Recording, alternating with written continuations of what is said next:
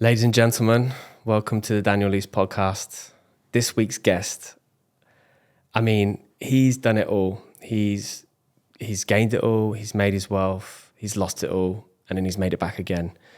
And he's stared death twice in the face. Literally, death was on his doorstep, and he's here today. So obviously, he managed to survive. But now he dedicates his life to helping others and teaching everything that he's learned along the way. And I'm literally so excited for this conversation. So if this is your first time, what an episode to land on. But if you're returning and you're a repeat listener, thank you for showing your trust in us. And just want to give a big shout out to Dubai Podcast Studio. A lot of people have been commenting on how good the production is, and it wouldn't be that way if it weren't for them. So big shout out to them. Go check them out. And I'll leave the links in the episode. But without further ado, let's welcome this week's guest, Dariush Soudi. Perfectly pronounced. Salam, my brother. Listening. I don't speak Arabic. No. It's Farsi. What very about, good. Yeah. It is salam. Yeah, I used to date an Iranian girl. Oh, so, poor you. Okay. Yeah. So, Halay shoma chatore. merci خوبم. The funny thing is, when I was listening to you describing, I was like, I'm looking out for Grim Reaper somewhere. Third time lucky. Yeah. No, not this time. Not this time. But you know what? I usually start off the podcast by like really explaining all the businesses that are behind the character and a bit about them. But I wanted to change it this week, and I want you to tell me who you are in your eyes. Oh, thank you very much. In my eyes, I'm. There's two sides, I guess. There's the personal and there's the business. Yeah. Which one would you like to know more? I'd like to know both. But if you start off with the business side. The business side, right now, I have a venture capital company. We are owners of top 3% Google partners, a social media advertising company, doing extremely well. My son runs that. We have a creative business where we come out with marketing ideas. And I run a program called Gladiator Mastery, which trains modern day gladiators to win in the arena called life. Yeah. And personally, who are you? Personally, broken biscuit. Yeah. Ongoing growth. What does that mean, broken biscuit? That's I'm damaged goods because I'm quite aware of my life hasn't been perfect and how that imperfection has affected the way I behave on a daily basis. So I'm work in progress. Yeah. And I'm constantly evaluating, fixing, adjusting to be a better human being, better father, better husband, better business, but better friend, constantly striving to do better. Yeah. So I don't think there's a point. I think there's moments where maybe you're lying on the beach in Mykonos somewhere and the sun's shining, you go, this is it. But 99% of the time, always striving to do better. Yeah. Yeah. Yeah, I mean, I said to you before we started this, is I resonate with you quite a lot. And this is something that I suffer with a lot is as well. It's like you're always chasing something, and never do I rarely sit here and appreciate what I have from where I've come to what I have now. But I think that's something that's built a lot inside of us. And just going back to your point about being a broken biscuit is I've done 68 episodes now, and there's a lot of pain behind a lot of people's stories. And I'm purely going on data of speaking to 68 successful people, that most successful people in business, let's say, come from some sort of adverse like lifestyle from the beginning, and that's what shaped them to be here. So it's kind of like a rock and a hard place. It's you have to go through pain to really, I suppose, go on and achieve great things. But you're born in Iran. Grew up in England. You're going to try to make me cry, aren't you? No. I can tell. You're going to make me cry. I'm not going to cry, Daniel. No, for sure. But you were born in Iran, grew up in England. But I really want to know because how old are you now? 57. Okay. So you would have grown up in Iran when it was the good kind of like Iran Shah, days. Yeah.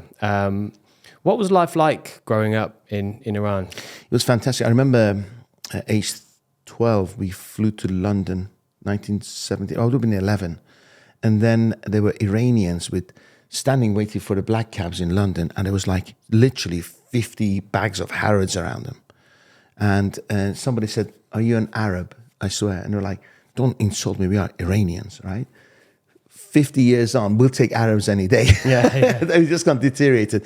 I mean, our money was like 11 tomans to a pound. Now it's 2,500. Wow. Our money's worthless. Economy's changed. There was maybe, I don't know, but maybe there was one corrupt leader and a family, maybe, right? Which actually, I don't think it was that corrupt, but there's corruption in leadership and power from US, anywhere in the world, in UK.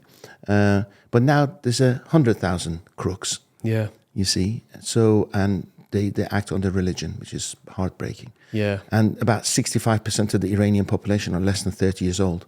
And they're all frustrated, and it's really sad. A lot of them, again, as I said, I dated an Iranian girl for a little while, so I really got to embrace that kind of cultural side of things. And one thing I love, Iranians just want to have fun.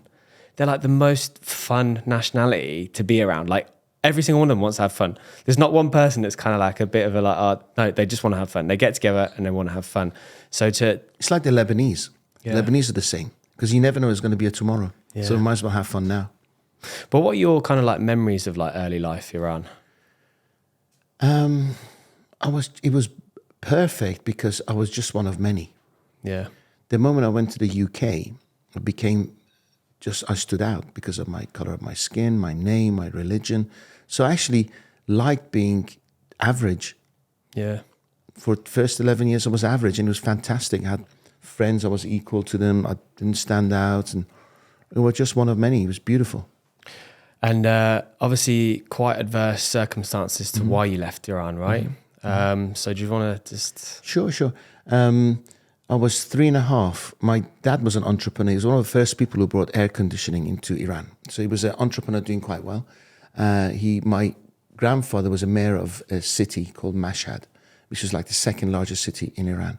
He fixed the stuff there, and the Shah of Iran sent him to Qom, which is the most religious city, and he was fixing that city. There are shrines there, and people throw cash in the shrine. And once every month or so, it literally goes to the ceiling with cash.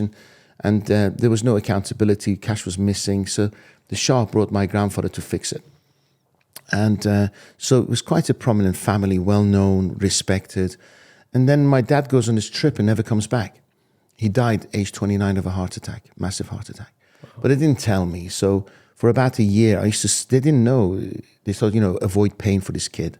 So I used to sit outside the house waiting for him to come home. I said, why isn't my dad picking up from school? And then on his 1-year anniversary, they took me to his grave. And I didn't know anything. People were crying. Oh, they had me in black, because I've got pictures of it now. People were crying. So why are you crying? Who is he? I said, that's your dad.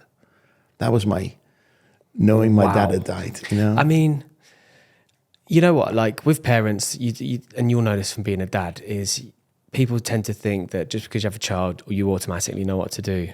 But you don't. I've had lots of heartfelt conversations with my mum about my upbringing. But I always assumed that she would know what she was doing because she was a parent. But they're just humans, right? And they've just had children, and it doesn't actually mean they necessarily know. Yeah, but we're products of our upbringing, right? So you have to go back to her parents or your dad's parents, and then their parents. You have to go back generations to see where the hell this thing started. And is it going to... I think due to the internet, we're far educated than ever before. So we can decide to draw the line here. It stops here. This, whatever, mental abuse, pessimism, scarcity, stops here. And I made that decision, stops at me. Yeah.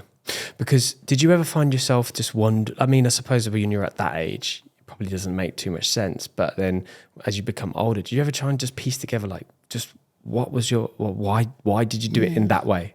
Yeah, because they want to hurt me, the idiots. And then I begin to think that I can't trust anyone. I can't even trust your family. Yeah. They can lie to you. So it makes you very, I don't know, you're just aware, aren't you? You think he's a liar, she's a liar before you even meet them. You don't think positive of people. So that was one thing. Because how can they continue this lie for a year? I'm sure they were hurting. And then I witnessed lots of fight for our custody. My mom was 23 when she became a widow, and my sister was 30 days old. So I witnessed them fighting in Iran for my father's family. And eventually my father's family won because my grandfather was very prominent. And so we were under his wing, and then 3 years later in front of me, he dies, age 55 or something like this. Because he was a very young dad. So I just realized, like, why are people walking around like they're going to live forever? Yeah. Because people die like everywhere. People are dying all the time, and it happened to me. So I'm not sure if I'm blessed or cursed. But since then, I've always counted hours in a day, counted days in a week, how many days before I'm 30, how many days when it gets to year 2000, how many days this, how many days. I'm going to live 26,000 days in my life, right? So it's counting. I'm going to make the most out of it. So there's a bit of pressure automatically, subconsciously on myself to make the most out of every day. Yeah. And are you happy the way you're living life right now? Blessed, absolutely. Happiest I've ever been. Yeah. I was talking to my wife today. I said, there's nothing but love in my family. Nothing but love. My ex-wife doesn't hate my current wife. The half sisters and brothers love each other. Everybody gets on. So before I was coming here, a friend of mine phoned me up coming to Dubai. Somebody said, let me give you some advice. Just don't soften your kids by giving them loads of love. Okay, and that's the worst advice anybody can give to parents. Because you know why? If you actually look deep down inside people's behaviors, they get into wrong business and personal relationships because they're looking at somebody filling their emptiness. Yeah. Right? And they often let them down because nobody can fill your void, right? So if you're living a life where you complete, you love yourself, right? You love you without being arrogant, right? You're so complete. You look for relationships that are going to enhance your life. Yeah. Not fill gaps. And my kids, I can't get rid of them. Please leave the house. They keep coming back because they get love. Yeah. I'm thinking never ever in the morning I woke up and consistently I receive love. Every morning my kids get up knowing they're going to be just loved, kissed, hugged. And that consistency means everything. I always fought for acceptance and love. Yeah. I never had it given to me. I always had to fight for it. I had to prove that I'm better than somebody else. But here's the thing. Another thing I would say is that I was never jealous. I was never jealous. I always thought, how can I be as good as him? How can I be as good as her? How can I be wealthy? So the questions I asked myself gave me the right answers. I didn't say, oh, he must be lucky. He's a lucky son of a bitch. He's a lucky sperm club. He's this. Never, right? And when I went to the plane for the first time and people going to business class and I had to go to economy, I said, why are they turning left? How can they afford to pay for business? Because I want that seat. Yeah. So I just immersed myself into having a better life, although my surroundings were shit. We were poor.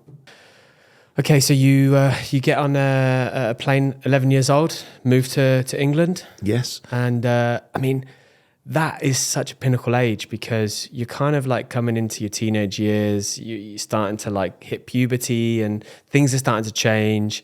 And then you've literally gone, right, like everything's changed. But what actually spurred the move to leave Iran? I actually don't know.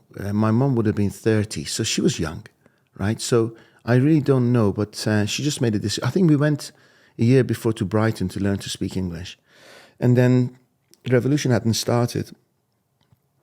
We just sold everything and came. But my uncle, not my real uncle, my mom's cousin I call uncle. Unfortunately, he's not very well.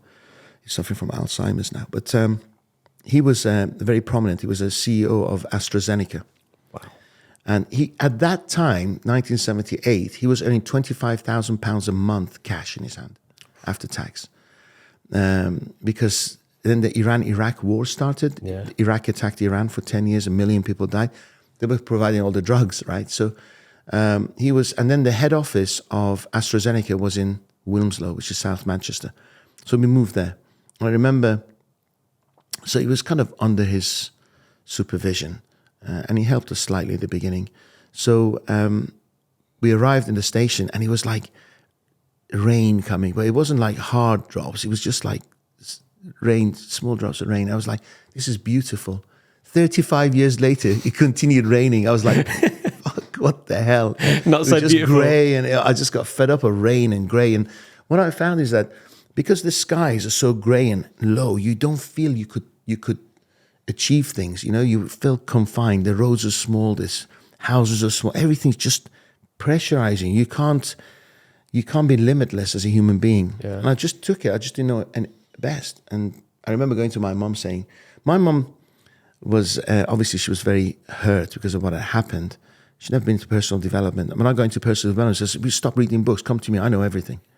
You know, that's the kind of upbringing I had. And she was very mentally abusive, physically abusive. And because she was hurting, she was in pain. Every day I was told I was ugly, every day. I had pins put in my fingers, head in the toilet. But you know what was the worst? I'm not going to put this on loud because my mom watches my videos. And the funny thing is, she probably doesn't remember doing this to me. But you know what was worse, Daniel? The worst was when she used to put me in the car and beat herself up and say, it's you. Because of you, I'm going through this. And that was, I wish she'd beaten me up. Does that make sense? Yeah. And sometimes mental abuse is horrible. Because the thing is with, like, I mean, I've been beaten up in my time physically, and you can take it. You just like, okay, that happened a week later, I'm fine. But things mentally stay with you for so long, so long. And they scar you. You've got to do so much more work to get over it. Imagine how I feel like when I stand on stage in front of 5,000 people, when I was told until the age of 18 that I'm ugly every day. Yeah. Do you face a lot of imposter syndrome then? All the time. It's a constant dialogue. Very tiring, isn't it? You don't want to be here. I say this, if this was taken out, put here, this person should be locked for abuse. Yeah. Yeah, because I'm not very... I try to kind of control my internal dialogue. So eliminate what doesn't serve me and magnify what does. Yeah. So I think you have to be aware. But sometimes I admire people who are just going through life without any thought. Yeah. You know, in England, you said they just pay taxes and die. But they've had one holiday a year. Their life is all shaped out for them. And they get pissed at night. They go to the pub. I kind of admire that. Yeah. In a strange way. I don't want to live it, but I kind of admire it. They're watching Coronation Street, get into football. It's an element of being content, right? Isn't it? And I think when you get to from what we're hearing already, obviously, and even me, as I said, is I'm always chasing, and sometimes I'm like, what am I actually chasing? But I think we definitely feel and experience the same things. Do you mind if I give some feedback? Yeah. Because we had a chat before. I think there's two ways we chase. Okay, or be motivated to do things in two ways. One is to run towards, right? So I want to go to the best hotels on the planet anytime I want, as long as I want, with whoever I want, without even thinking about costs. So that's my goal, right?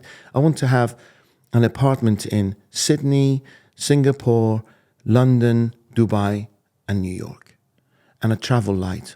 Don't particularly want to have my own private jet because I like being served a big TV. I like the whole that experience, right? But I want to travel. These are my goals. So I want to go towards that. Most people are driven by fear, okay? So they don't want to lose everything. They don't want to do that. If you don't mind me saying, if you and I work together, I would think, try to appreciate the fear of losing, but don't live it. Okay, so let that be an inspiration. I don't want that, and then push yourself towards your goals. Then you got double the speed, double the power. Yeah. But you and I, because we had a chat, our upbringing was always focusing what could go wrong, right? So I was having a chat with my personal trainer, and I was talking about ChatGPT, and he's all getting excited, and I was talking about other opportunities, and he doesn't have to work in the gym. He could earn money sitting at home while he's watching TV. And he started going through, because he's known me for a while, and he started talking about the staff who are no longer with me. Yeah. I'm doing his personal trainer. Oh, why did he leave? So 3 staff later, I'm feeling depressed. I said, listen, I don't want to talk about it. Let's talk about you're talking about the frogs I kissed, didn't turn into princes. Let's talk about princes, right? Yeah. Who done really well, who've been with me 9 years, 10 years. Why are you focusing on things that didn't happen? He goes, oh, you're right, I'm sorry. Do you hear about what happened in Serbia? The child went and killed her. I said, what is this, right? Yeah, stop. I'm really sad that happened, right? But what the fuck am I going to do about somebody shooting in California or Serbia? And what am I going to... Why are you watching the news? Yeah. Why are you focusing on stuff that you have no power over, you have no influence over, right? Then I realized that most people are led by fear of something could go wrong, it could happen to them. He's planning to have a child with his beautiful partner. And it's like, well, the future's not so easy for our children. I said, what are you talking about? Yeah. Yeah, stop talking like this. And I just don't want that energy in my life. Yeah. No, for sure. I always love to see like the glass is half full, not empty. And happy to take risks. May I throw something else on it? Okay. Start looking at the glass overflowing. Yeah. It's not half full or half empty. It's overflowing with abundance, overflowing with love and joy and money and everything. Yeah. And when your glass is overflowing, then you can help everyone. Even if your glass is half full, you're still half, right? Yeah, so what are you going to do to help everybody else? It's the first time anyone's ever put it that way. Because I created it. Yes. Right, yeah. But let's go back.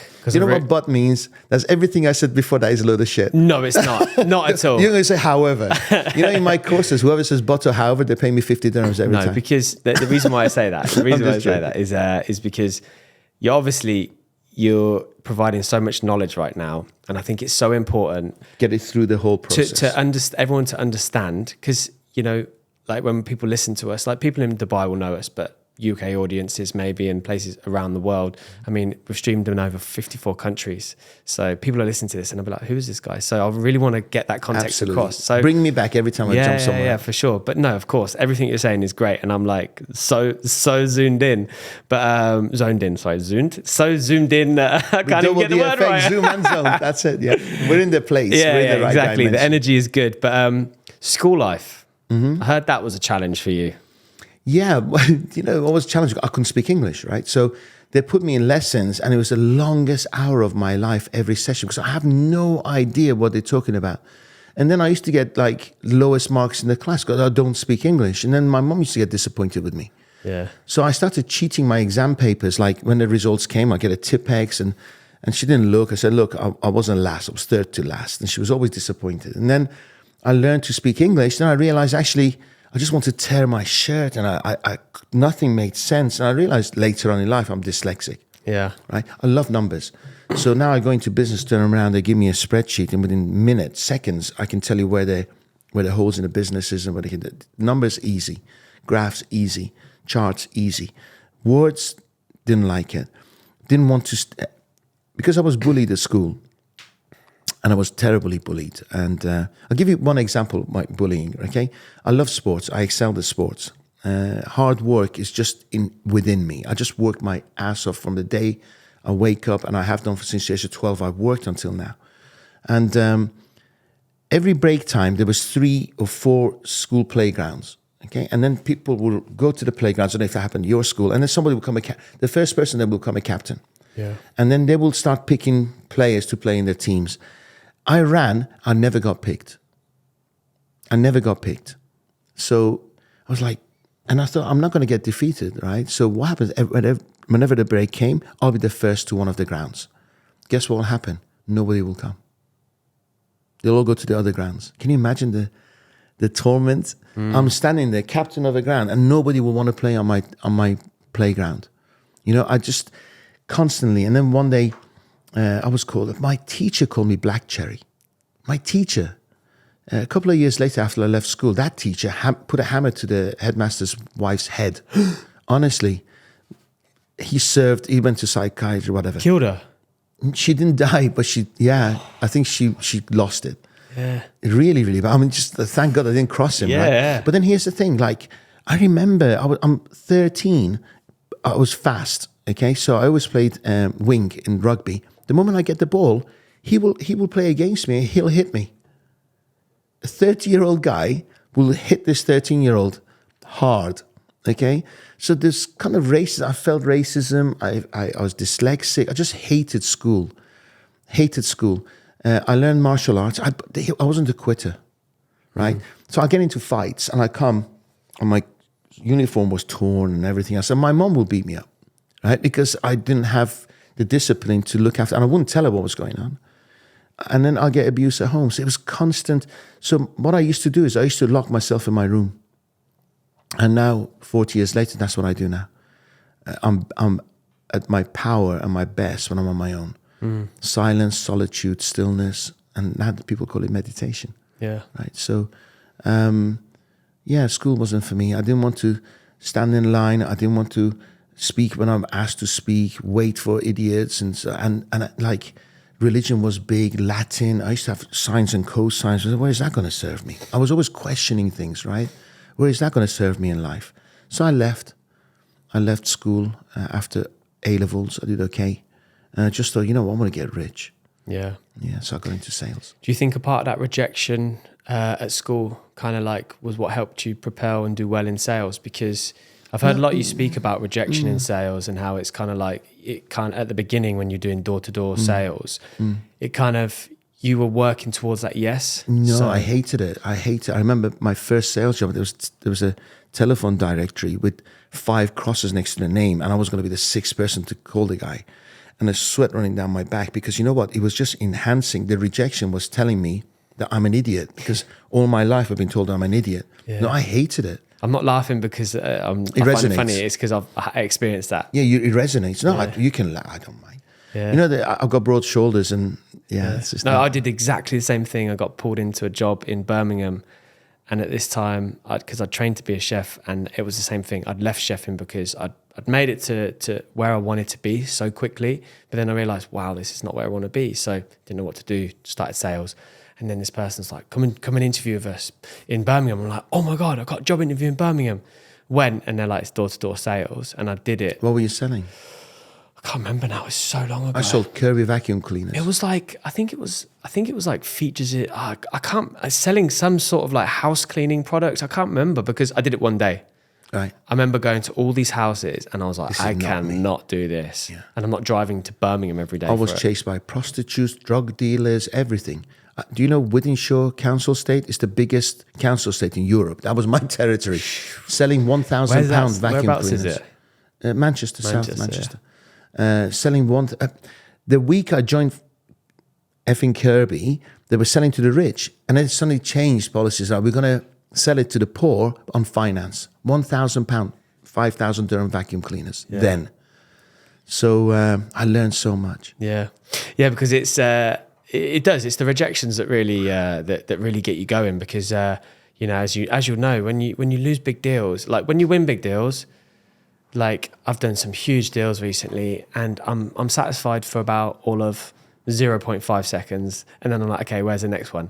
You lose one, you're like, oh, that just eats you up inside. What did I do then? What did I do? You wake up in the middle of the night and then you go to the toilet and you're thinking about it.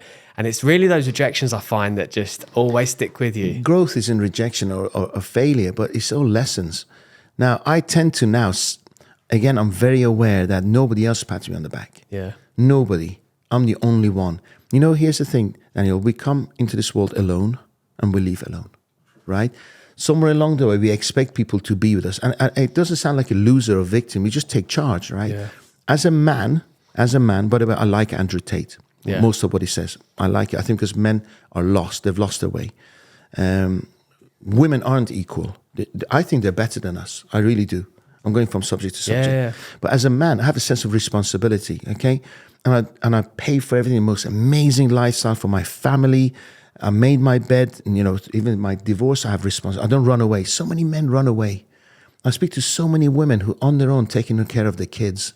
They have to chase for maintenance money. What kind of men are they? Yeah, it's disgusting, yeah. So I just wake up and think, this is my sense of responsibility. I'm not waiting for anyone to say, thank you, please, well done, nothing.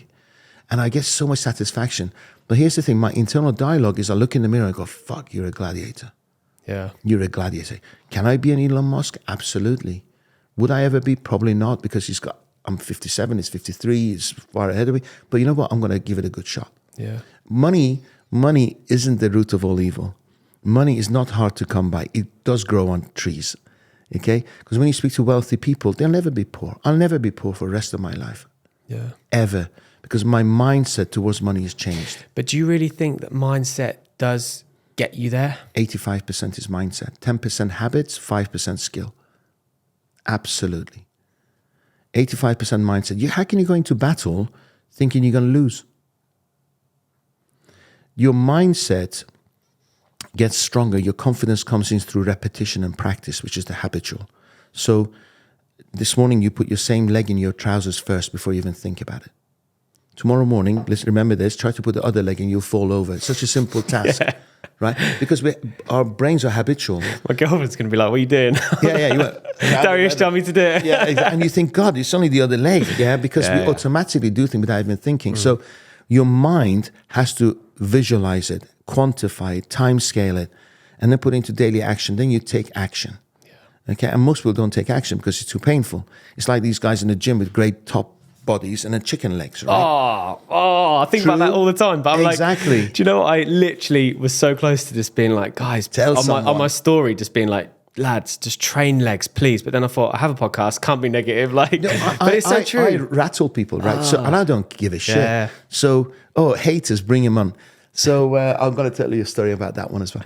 So if you go to these guys with the chicken legs and you say, look, this doesn't look good. You look in the mirror and you think women are interested. They're not. They look at your legs too, right? They look at your legs and think, you're an idiot. So let's go to the gym and then you give them a 5 kilo weight on their legs, right? And it's going to kill them, right? They can lift 100 kilos with their arms, but they can't lift 5 kilos with their legs. Yeah. And they know now, they're educated, right? Yes, you're right. I need to work my legs because I'm not lifting more than 5 kilos and it's not good. It's embarrassing. Everybody's looking.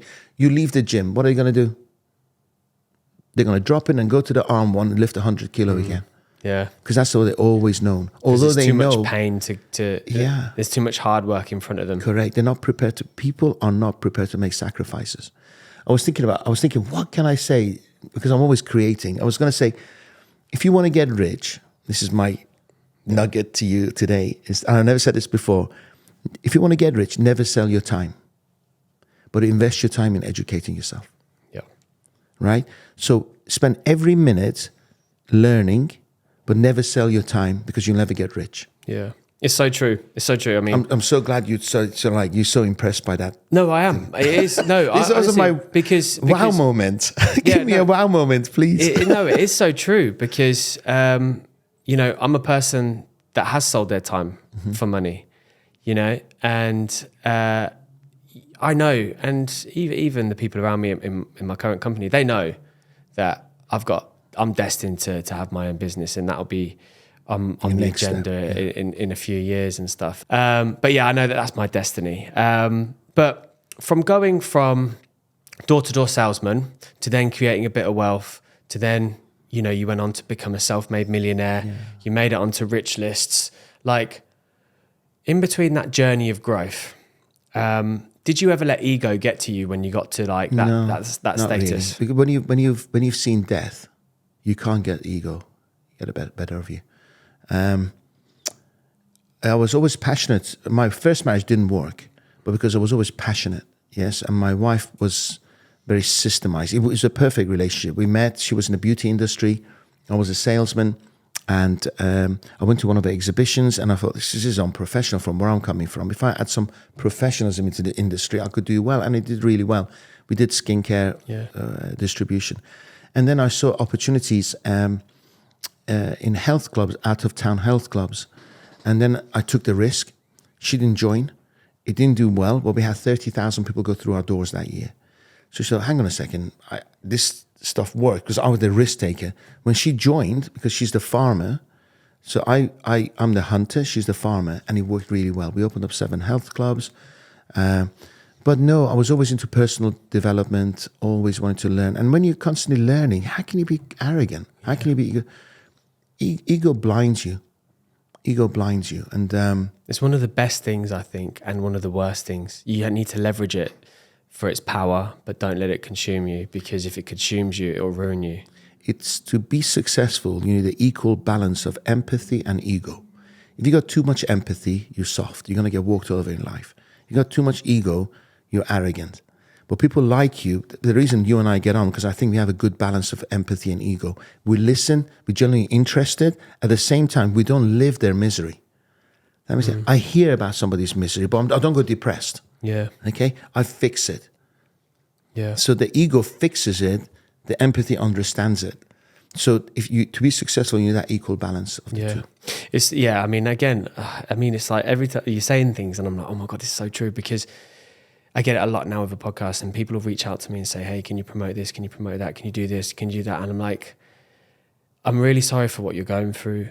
I really am, but I can't consume myself with all of the world's problems, because I can only fix minor things, you know, and I'll focus on what I can fix. But as you said, I can't just live my life by just, you know, and if I do get to the point one day where I can create that amount of wealth, then yeah, I've got the time to then help more people. But, you know, if financially help people. Yeah, not financially, but like I see money as freedom. Yeah, it's the money I don't care about. The freedom is what I care about. You know, call it freedom tokens. Money magnifies. Exactly.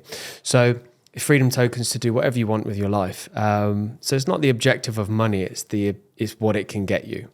So yeah, if I had more time, then it would give me more time to help others. I mean, I've heard you talk about this a lot and how rewarding it is. I mean, I read an article on. You helped that girl from Africa whose dad died. Yeah. Oh wow, that was recent. And you helped to get a job with Fly Dubai, and you know that for you was one of the most rewarding things. Here's the thing: if I never ever, people have got to make an effort. If you help too easily, they don't appreciate it. They think he's an idiot. He's just giving it away anyway. So I don't lend money anymore. She made an effort to come from Kenya to here. Wow. So if people pay somewhere, they pay attention. If they get it too easily, they think you're an idiot. So I never give anything away anymore. And many times I've taken somebody out of the ghetto and I saw it as some kind of superstar ingredients within them. I helped them to become wealthy. They resented me. Yeah. You know why? Because they were happy in the ghetto. Yeah. Yeah, I just felt they deserved better. But people always go back to what they're always used to.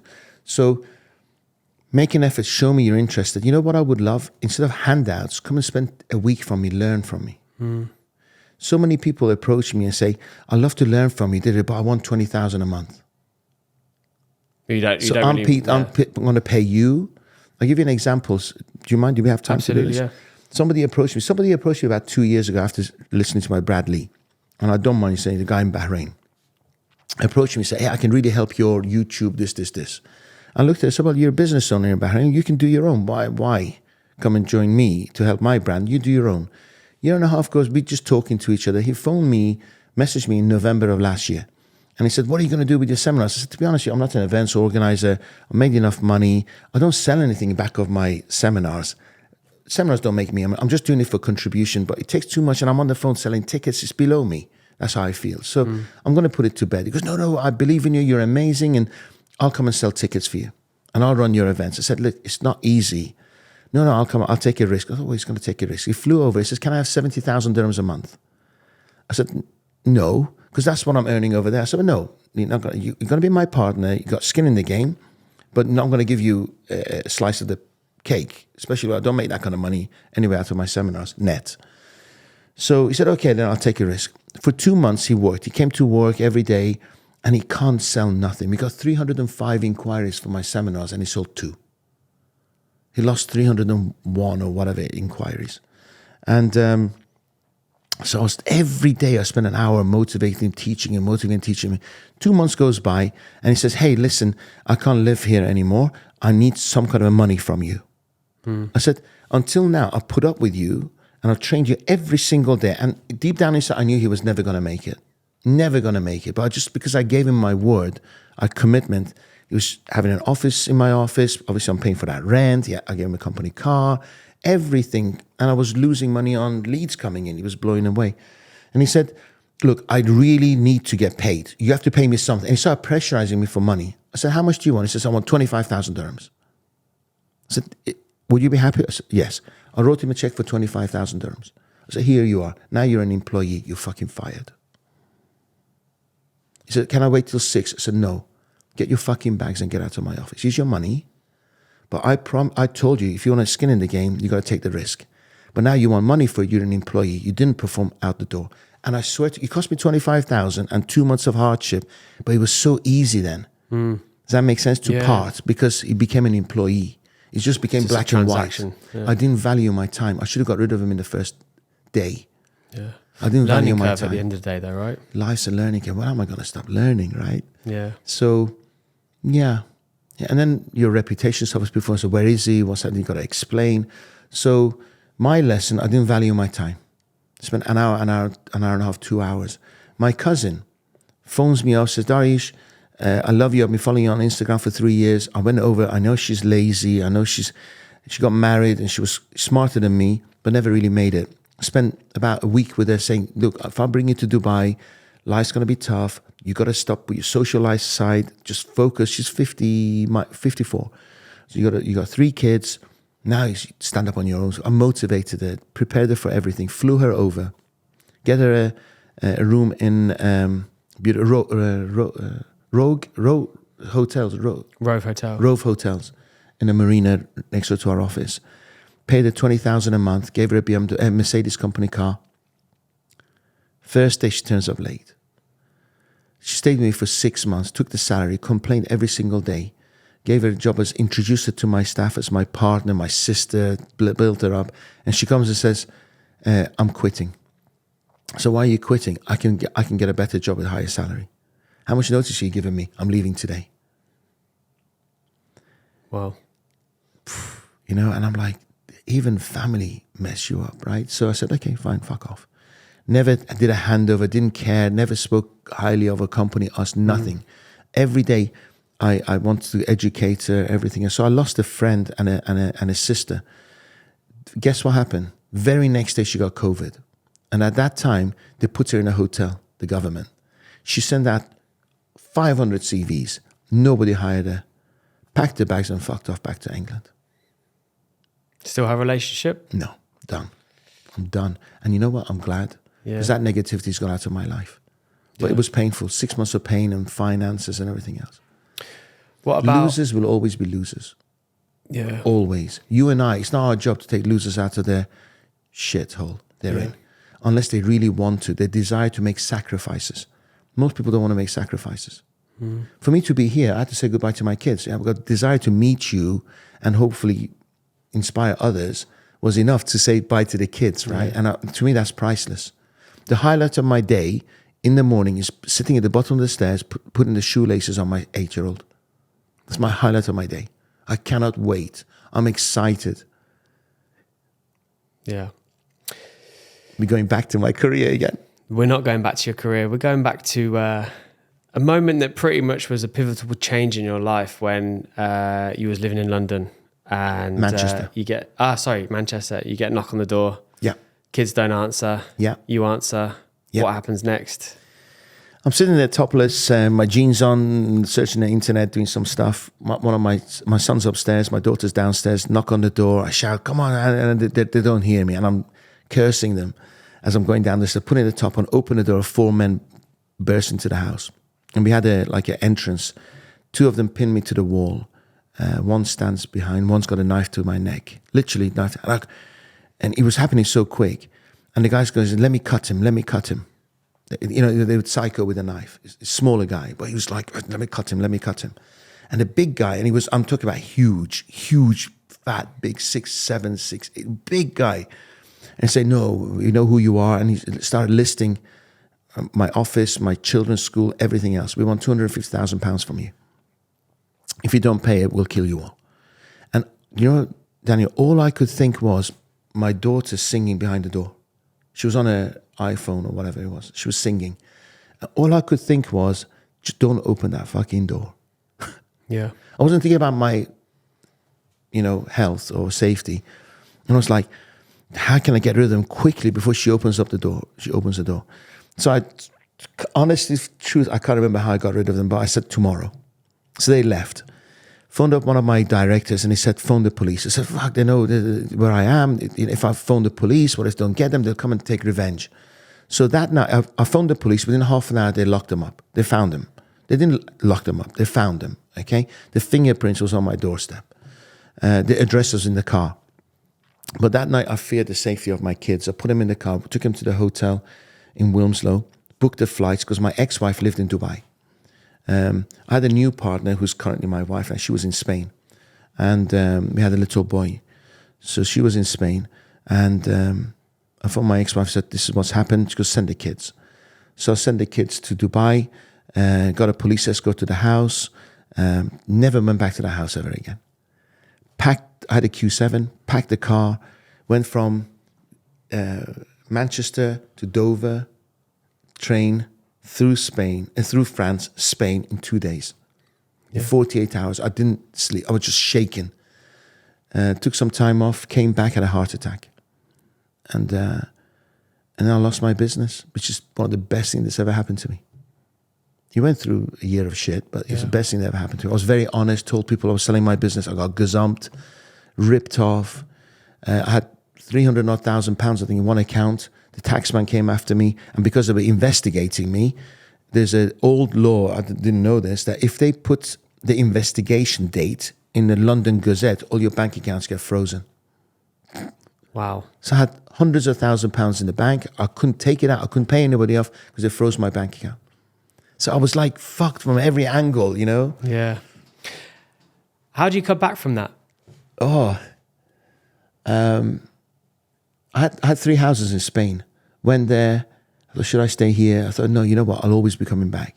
So I just literally sold everything, even the kitchen, literally the kitchen, the cooker, everything. Left the key. The house could still be mine. I left the key on the top and I left. And I thought, you know what? When I was on my hospital bed, they said to me, I got a good chance of dying because the bad side of my heart was damaged. The strong side of my heart was damaged. I don't know if you know, there's a weak side and a strong side. Yeah. And they said, you're lucky to be alive because of my history of family and stuff. But I was looking at the ceiling, I was like, and I was crying. And it was really weird because I was on morphine and morphine's incredible. I was floating on the bed, having a great time. And I was like crying. I was thinking, fuck it, if this is it, who gives a shit, right? Mm-hmm. But this is not going to be the last view I'm going to have. Yes, and I just want to be with my kids. I just made a decision that if I survive this, September 2009, I was going to be with the kids, whatever it cost me. So obviously I survived, God loved me, got gazumped by everyone, came here with $750 in my pocket. So we had to cram that into an hour, but we're going to come back for a part 2. So make sure you stay tuned because next week we're going to be releasing part 2 with the one and only Dariush Soudi. And if you loved that episode just as much as I did, if you go over to YouTube and just check it out, I'm just literally mouth open. Oh my God, love what the guy's saying. And we're going to come back. And it doesn't matter how long it takes. It could go to part 2, part 3, part 4, part 5. We're going to deliver as much value as physically possible to help motivate and inspire you with everyday people's story, which are extraordinary. So thank you for tuning in. If you haven't already, hit the subscribe button, comment, like, share, do whatever you do so we can get this out there to other people that need to hear this. So thanks again.